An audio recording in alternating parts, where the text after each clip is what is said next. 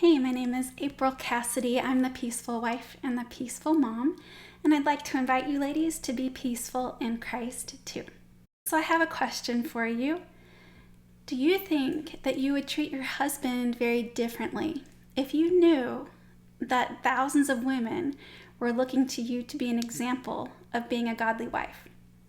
Let's say that you are a teacher for women and you have conferences about marriage, and you know that everyone is watching you. What if maybe there's not thousands of women watching you, but what if there are a lot of women watching you right now? Your daughters, your neighbors, your church members, your co-workers, extended family, your mother-in-law, and every woman around you are watching your example, and you are influencing them and witnessing to them either for good or for bad. You know who else is watching? Your sons, your husband. The men around you are also noticing if you honor God in the way that you treat your husband or not. It could be that one day in the future, even if you aren't influencing thousands of people now, that God may give you a ministry where lots of women want to know all about the story of your life and your marriage. What will you want to say?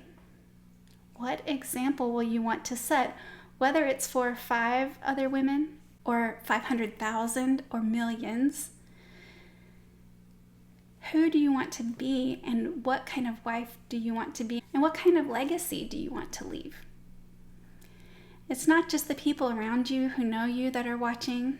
All the saints who have gone before us are watching from the grandstands in heaven, cheering us on.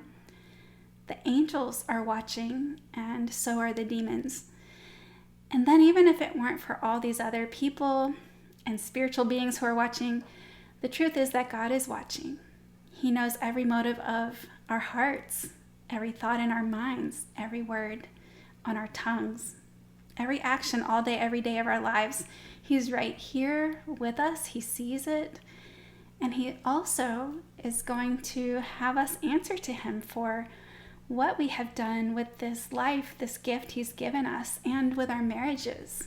We will each stand before him in the future face to face, and it's not going to be a group grade. So it's not like I'm going to be able to say, well, my husband did this and he did this, and so I was justified in sinning against him. I will stand before God as the holy judge, the sovereign king of the universe. What do I want him to say to me? What do you want him to say to you? I know that my greatest desire is to hear him say, well done, my good and faithful servant, enter into the joy of the Lord. Now, I don't have the power to be a godly wife on my own, but thankfully I don't have to use my strength or wisdom. Jesus offers me all of his power and his spirit to do what he calls me to do, to be the woman and wife and mom, neighbor, daughter, co-worker that he calls me to be. He loves each of us dearly, so much more than we could imagine. So much that he came to live the perfect life that none of us could live, and die the death that we deserved on the cross. He died for us and was buried for 3 days, and then he rose to conquer sin, death, and the grave on our behalf. Let's live in his resurrection power in our marriages and families even today. Or if you're not yet married, in your life today, in your relationships today. Let's let him transform us and empower us to be the women he calls us to be so that we don't have to have regrets.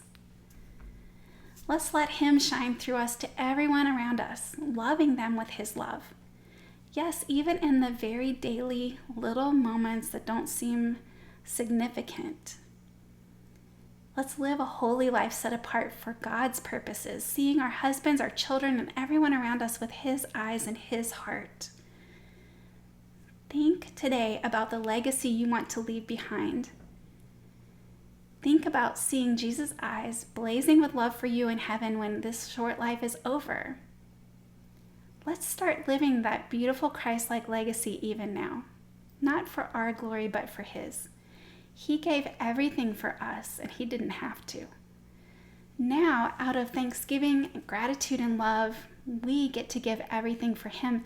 And then the amazing thing is that as we give everything to him, he gives us even more. Hebrews 12:1. Therefore, since we are surrounded by such a great cloud of witnesses, let us throw off everything that hinders and the sin that so easily entangles, and let us run with perseverance the race marked out for us. Thank you so much for stopping by. You can find me on my blogs, peacefulwife.com and peacefulsinglegirl.com. Also on Facebook at The Peaceful Wife Blog, where I post the most, and Instagram at Peaceful Wife. You're welcome to like, comment, share, or subscribe, and I hope that you will choose to have a peaceful day in Christ.